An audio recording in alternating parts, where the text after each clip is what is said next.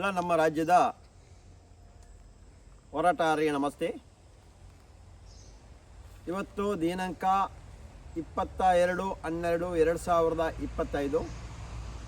ಈ ಹಿಂದೆನೇ ಹೇಳಿದೆ, ಇವತ್ತು 11 ಗಂಟೆಯಿಂದ ಪುತ್ತೂರು, ದಕ್ಷಿಣ ಕನ್ನಡ ಜಿಲ್ಲೆ ಪುತ್ತೂರು ತಾಲೂಕಿನ AC ಕಚೇರಿಯ ಮುಂಭಾಗದಲ್ಲಿ ನಾವು ಧರಣಿ ಸತ್ಯಾಗ್ರಹ ಕೊಡ್ತಾ ಇದ್ದೀವಿ ಅಂತ.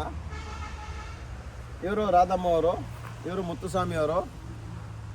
ಅವರ ಮನೆಯನ್ನು 1 ವರ್ಷ ಹಿಂದೆ ಕೆಡವಿ ಹಾಕಿರೋದು 13/11/2024ರಂದು. 20/11/2025 ಕಡಬ ತಹಸೀಲ್ದಾರ್ ಕಚೇರಿ ಮುಂಭಾಗದಲ್ಲಿ ನಾವು ಒಂದು ಧರಣಿ ಒಂದು ಹೋರಾಟ ಮಾಡಿದ್ದೀವಿ. ಆಗ ಅಲ್ಲಿ AC ಅವರು ನಿಮಗೆ ಮನೆಯನ್ನು ಕಟ್ಟಿಸಿಕೊಡ್ತೀವಿ, ನ್ಯಾಯ ಕೊಡಿಸಿ ಅಂತ ಹೇಳಿ ಹೋದವರು ಮತ್ತೆ ಬಂದಿಲ್ಲ.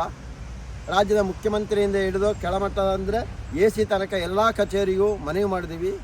ಪುತ್ತೂರು ACಗೆ 2 ಸರಿ ಮನವಿ ಮಾಡಿದ್ದೀವಿ, ಆದರೂ ಈಗ ಸ್ಪಂದನೆ ಕೊಟ್ಟಿಲ್ಲ. ಇವತ್ತು ನಾವು ಇಲ್ಲಿಂದ ಹೊರಡ್ತಾ ಇದ್ದೀವಿ. ನಮ್ಮನ್ನು ಯಾವುದೇ ಆಶ್ವಾಸನೆಗೆ ಬಗ್ಗಿಸಿ ಯಾರೂ ಬರಬೇಡಿ, ಒಂದು ಅವರಿಗೆ ನ್ಯಾಯ ಕೊಡಿಸಿ.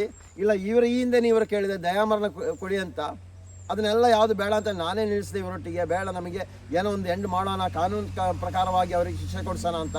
ಇದಕ್ಕೆ ಯಾವುದಕ್ಕೆ ಅಧಿಕಾರಿಗಳು ಸ್ಪಂದನೆ ಮಾಡಿಲ್ಲ. ಇಲ್ಲಿ ಬಡವರಿಗೆ ಒಂದು ಕಾನೂನು, ದೊಡ್ಡವರಿಗೆ ಒಂದು ಕಾನೂನು, ದುಡ್ಡವರಿಗೆ ಒಂದು ಕಾನೂನು, ಆ ರೀತಿಯಲ್ಲಿ ಆಗಿದೆ. ಇವಾಗ ನಾನಿವತ್ತು ಕೇಳೋದು ನೋಡಿ, ಈ ಮನೆ ಕಡಿಮೆ 10 ಲಕ್ಷ ರೂಪಾಯಿ ವ್ಯಾಲ್ಯೂ ಬರುತ್ತೆ, ಇದನ್ನು ಮನೆ ಕಟ್ಟಿಸ್ಕೊಡಿ. ಇಲ್ಲೇ ಸ್ಥಳೀಯರು ಮತ್ತು ಹೋರಾಟಗಾರರು ಎಲ್ಲ ಸೇರಿ ಒಂದು ಅಡಿಪಾಯ ಹಾಕಿದ್ದಾರೆ, ಅದನ್ನು ನಿಲ್ಲಿಸಿಬಿಟ್ಟಿದ್ದಾರೆ. ಕಡಬ ತಹಸೀಲ್ದಾರರು ಇದನ್ನು ಕಟ್ಟಿಸ್ಕೊಡಿ. ಈ ಜಾಗಕ್ಕೆ ಹಕ್ಕುಪತ್ರ ಕೊಡಲೇಬೇಕು.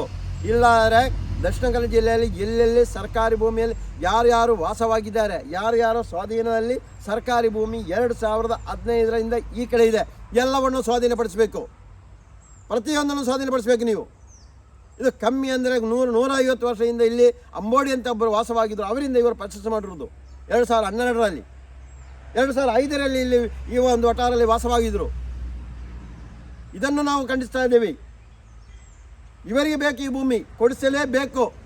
ಅದಕ್ಕೆ ನಮ್ಮ ಹೋರಾಟವನ್ನು ಕೈ ಜೋಡಿಸಿ ನಾವು ಹೊರಡ್ತಾ ಇದ್ದೀವಿ. ಪುತ್ತೂರು AC ಕಚೇರಿ ಮುಂದೆ ಹೊರಡ್ತಾ ಇದ್ದೀವಿ. AC ಅವರು ರಜೆಯಲ್ಲಿ ಇದ್ದಾರೆ ಅಂತ ಹೇಳಿದ್ರೆ, ನೀವು ರಜೆಯಲ್ಲಿ ಹಬ್ಬ ಎಲ್ಲ ಮುಗಿಸಿ ಬನ್ನಿ, ನಾವು ಯಾರೂ ಬೇಜಾರು ಮಾಡಲ್ಲ, ನಮಗೇನೂ ತೊಂದರೆ ಇಲ್ಲ. ನಾವು ನಮ್ಮಷ್ಟೇ ಶಾಂತಿಯುತವಾಗಿ ಹೋರಾಟ ಮಾಡಲು ಹೊರಟಿದ್ವಿ. ನಮಗೆ ಯಾರೂ ತೊಂದರೆ ಕೊಡಲಿಕ್ಕೆ ಬರಬೇಡಿ ಅಂತಲೂ ಈ ಮೂಲಕ ಎಲ್ಲರಲ್ಲೂ, ಎಲ್ಲ ಅಧಿಕಾರಿಗಳಲ್ಲೂ ವಿನಂತಿ ಮಾಡಿಕೊಳ್ತಾ ಇದ್ದೀವಿ.